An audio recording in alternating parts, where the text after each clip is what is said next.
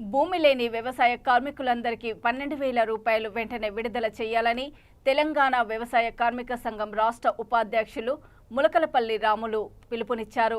సూర్యాపేట జిల్లా కేంద్రంలోని మల్లు వెంకట నరసింహారెడ్డి భవనంలో తెలంగాణ వ్యవసాయ కార్మిక సంఘం కమిటీ ఆధ్వర్యంలో వ్యవసాయ కార్మికులు, పాలకుల వాగ్దానాలు, సంక్షేమ పథకాల అమలు అనే అంశంపై నిర్వహించిన రౌండ్ టేబుల్ సమావేశంలో ఆయన పాల్గొని మాట్లాడుతూ భూమి లేని వ్యవసాయ కార్మికులకు ఉపాధి హామీ జాబ్ కార్డ్ ద్వారా 100 రోజులు పని పొందిన కుటుంబాల ఆధార్ కార్డ్, పట్టాదారు పాస్బుక్ ఆధారంగా 12,000 పథకానికి ఎంపిక చేయబోతున్నట్లు వార్తలొస్తున్న నేపథ్యంలో ప్రభుత్వం విధి విధానాలు ప్రకటించాలని వారు డిమాండ్ చేశారు.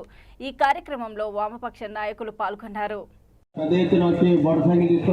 ర్యాలీలో పాల్గొన్నందుకు మీ అందరికీ ధన్యవాదాలు తెలియజేస్తున్నాను. కొద్దిసేపట్లో మనకు ర్యాలీ స్టార్ట్ అవుతుంది. మన కలెక్టర్ గారు వచ్చి ఈ ర్యాలీని ప్రారంభిస్తారు.